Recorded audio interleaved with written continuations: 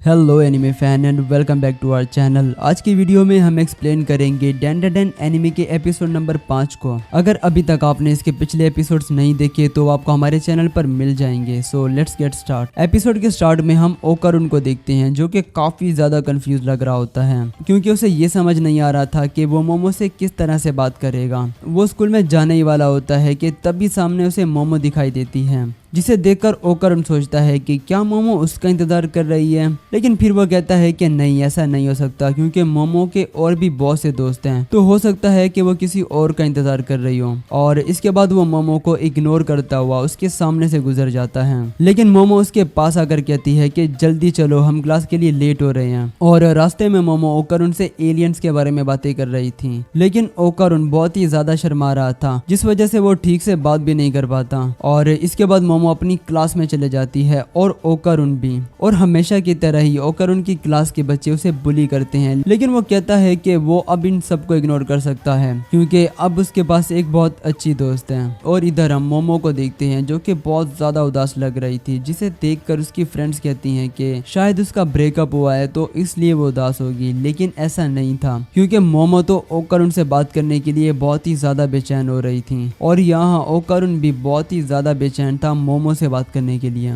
वो दोनों एक दूसरे से घोस्ट और एलियंस के बारे में बातें करना चाहते थे। इसके बाद लंच ब्रेक होती है। मोमो ओकारुन की क्लास में आती है, लेकिन वो यहाँ नहीं था और वो उसकी क्लास के बच्चों से उसके बारे में पूछती है, लेकिन कोई भी उसके बारे में नहीं जानता था। और ओकारुन भी मोमो की क्लास में जाता है उसे ढूंढने के लिए, लेकिन वो उसे वहाँ नहीं मिलती क्योंकि वो दोनों एक दूसरे को ढूंढ रहे थे। दोनों एक दूसरे को स्कूल में अलग अलग जगह पर ढूंढते हैं, लेकिन आखिरकार थक हार कर ओकारुन बैठ जाता है और वो सोचता है कि शायद वो बहुत ही ज्यादा बोरिंग इंसान है, तो हो सकता है इसलिए मोमो से इग्नोर कर रही हो। और वैसे भी मोमो को हर कोई पसंद करता है और उसके पास बहुत सारे फ्रेंड्स हैं, तो शायद उसके लिए मैं एक बैकअप फ्रेंड की तरह हूँ। और वैसे भी कोई मुझ जैसे लल्लू से क्यों ही दोस्ती करना चाहेगा। और दूसरी तरफ मोमो भी यही सोच रही होती है कि सुबह भी ओकारुन मुझसे बात करते हुए थोड़ा सा नर्वस था, तो शायद उसे मुझसे बात करना पसंद नहीं आया होगा। और वैसे भी मुझे उसकी फीलिंग्स के बारे में सोचना चाहिए। वैसे दोनों पास पास बैठे होते हैं, लेकिन वो अपनी सोच में इतने खोए हुए होते हैं कि एक दूसरे को देख तक नहीं पाते।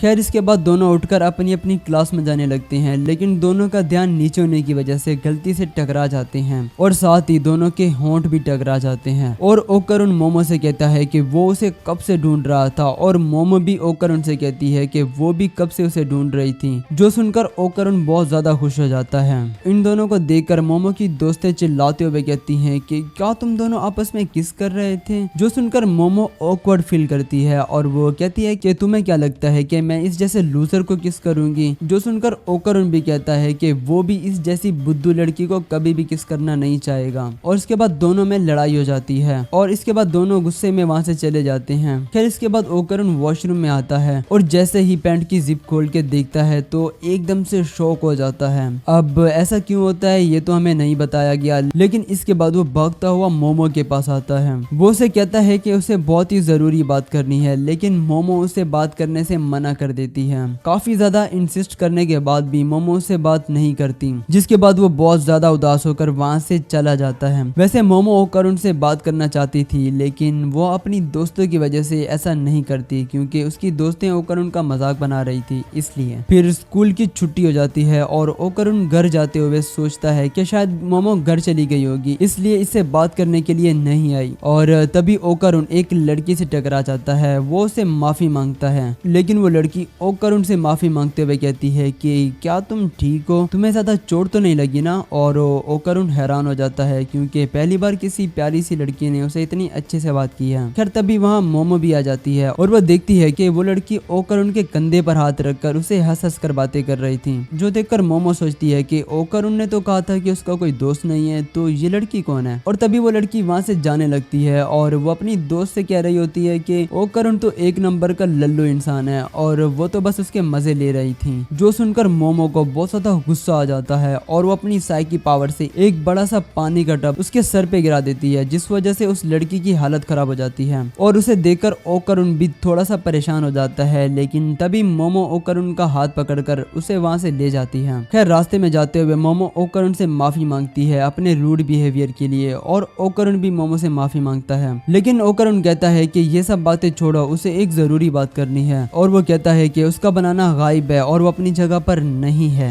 जिसके बाद हम देखते हैं कि ओकरुन मोमो के घर आया होता है और मोमो उस पर बहुत जोर जोर से हंस रही होती है। और फिर सेको कहती है कि इसीलिए मैंने तुम्हें कहा था कि मुझे एक बार देखने दो कि तुम्हारा बनाना अपनी जगह पर आ गया है या नहीं। खैर सेको कहती है कि उसे ओकरुन की सोल को एक बार चेक करना होगा और फिर वो अपना जादू टोना स्टार्ट करती है और वो वहाँ एक डॉल को रखकर उसके गले में एक तालिस्मान बांध देती है और ओकरुन को अपने झाड़ू से मारने लगती है। और वो मोमो से कहती है कि तुम्हें ओकरुन की सोल को देखना होगा और जब तुम्हें उसमें कोई दूसरा ओरा दिखाई दे तो तुम उसे बाहर निकाल लेना। और मोमो ठीक ऐसा ही करती है और ओकरुन के अंदर से वो ब्लैक कलर का ओरा बाहर निकाल लेती है। इसके बाद मोमो से वो ओरा खो जाता है, लेकिन हम देखते हैं कि वो उस डॉल के अंदर चला जाता है और वो डॉल जिंदा हो जाती है और वहाँ से भागने लगती है। ये तीनों उसे पकड़ने के लिए उसके पीछे भागते हैं और मोमो उसे पकड़ लेती है। हमें पता चलता है कि ये कोई और नहीं बल्कि टर्बो ग्रैनी थी जो कि ओकरुन के अंदर छुपी हुई थी। और यहाँ हम देखते हैं कि टर्बो ग्रैनी तब वहाँ जिंदा बच गई थी और वो ओकरुन के अंदर छुप गई थी।